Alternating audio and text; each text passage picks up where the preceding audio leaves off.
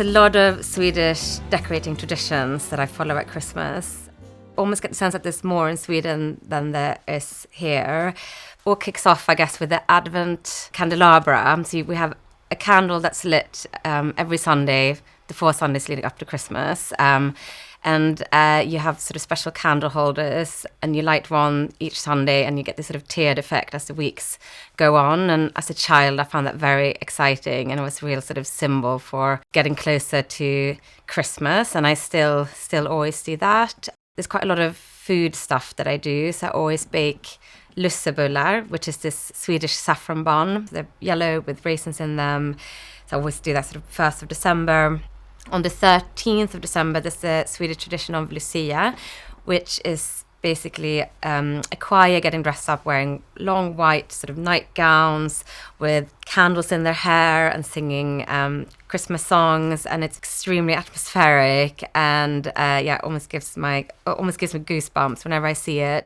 As it gets closer to Christmas, there's a lot of cooking specific dishes and herring and Christmas ham, and drinking snaps, which is a particular favorite of mine. And I think actually more so than what there is in England. There's lots of quite strong traditions that still live on in Sweden, and I think that's sort of one of my most favorite things about Christmas is to go back to these traditions and do them again, and also share them with my children.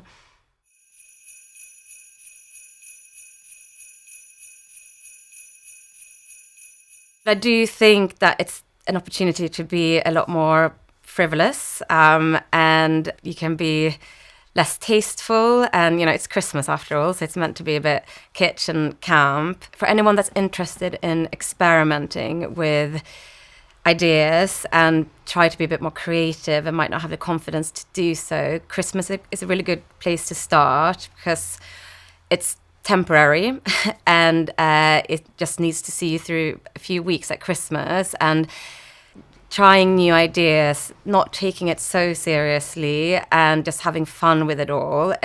Start that at Christmas, and then hopefully that will, give you a bit more confidence to bring that into your general decoration in your home throughout the years.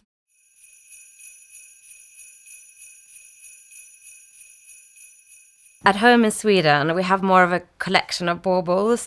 Over years, we've gathered, and often these elaborate kind of glass ones and they're not cheap, so it's not like you can kind of do an entire tree at once. That's also really lovely. My daughter Alma the other day said that the best thing about Christmas was unpacking these baubles every year and meeting her old friends again. So I do think that's a really lovely thing to do for a family tree. So you have this sort of things that you return to every year, and you build it slowly over time. But in our studio, it's not that practical to do it that way. So here we've done more themes. So one year we did bows using all our own fabrics. We just covered the tree in bows. And then this year we are doing lots with fruit. So we've actually just bought very realistic looking plastic apples and pears. And we also done this mistletoe garland that we spray painted in gold and silver spray paint.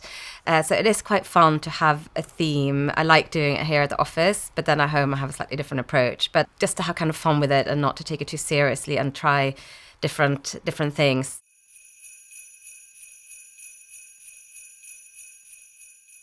This year I actually gone quite big on fruit. Started doing quite a lot of, just fruit in itself. I think putting, apples and pears and oranges, of course, is the season for it.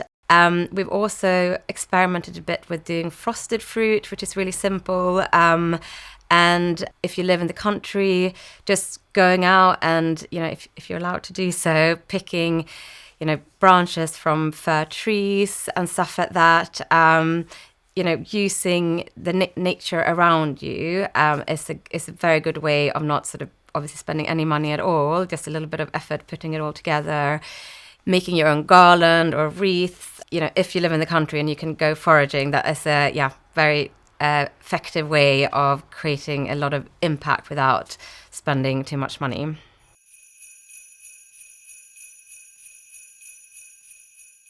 of course, we decorate for Christmas, but I also see it as something that we do for those like colder months of the year. So like November, December, January, February.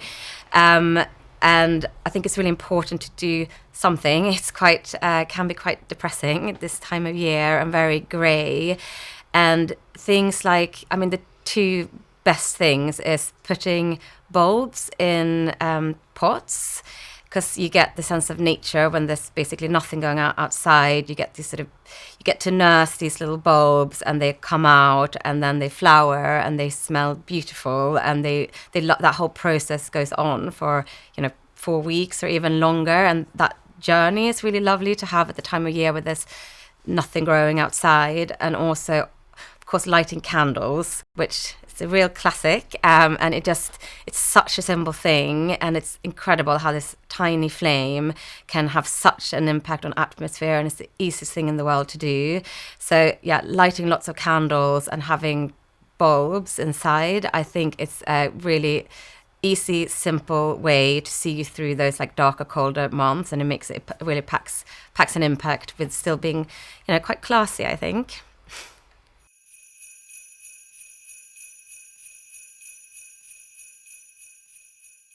If you have quite a lot going on already, if your house is quite small, your space is quite small, and you don't want it to get too cluttered, which it does tend to be a little bit at Christmas, I think a really good way of dealing with it is to sort of try and decorate a bit more like upwards. So that could be hanging garlands from the ceiling, because if you utilize the space that's above you, you're not actually taking up any volume within the space that you move in, if that makes sense.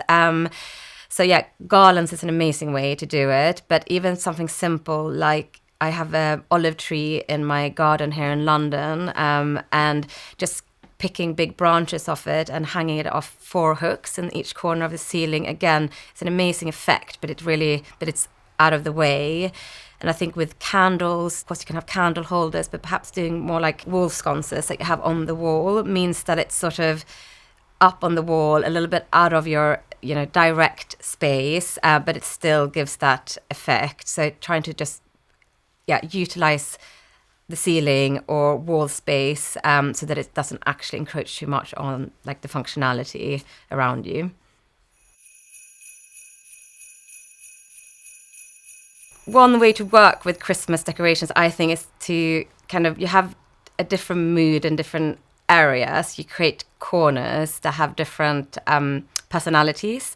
So you might have a Christmas tree in one quite prominent spot, and then perhaps you'll stick a gingerbread house in another corner, and you could have lovely music playing somewhere else, and you have your little cocktail set up and in another place. So I think just having fun with it, and anyone who visits the house will be rewarded as that person walks around your space by having these different moments of surprising them with whatever decoration you might have put in any specific spots. It's quite a fun way of expanding that and making it a bit more imaginative and offering a surprise.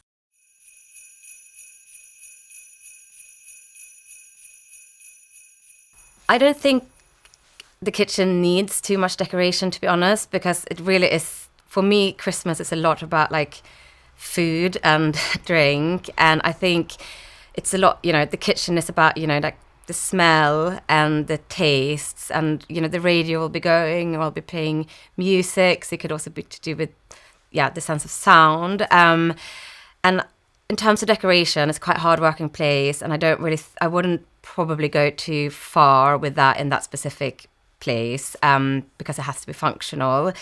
I would maybe put like a candle holder in the windowsill, but otherwise I would actually keep it quite free and practical, but instead let that sort of, the smells and the taste do the sort of create the vibe.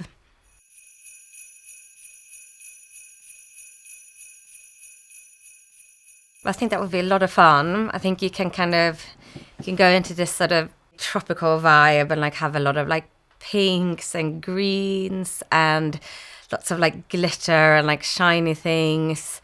I feel like pina coladas could be a good Christmas drink, being sort of white and like reminding us of snow. I feel like maybe they want instinctively, I feel like maybe red isn't I would just maybe avoid using too much red. I don't think that suits a tropical climate so well, in my opinion.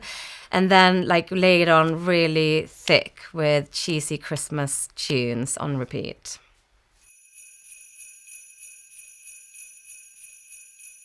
When I lived in my first flat, I got like a sort of tiny, or like it was like maybe this big, like tabletop tree, which was quite fun. And so that's one way. And yeah, it was a bit ridiculous, but it was nice to actually have a tree. But there's obviously other things you can do, like bulbs and stuff like that on the table, a wreath on your door. But I think like a tiny tree is quite sweet and quite fun to do.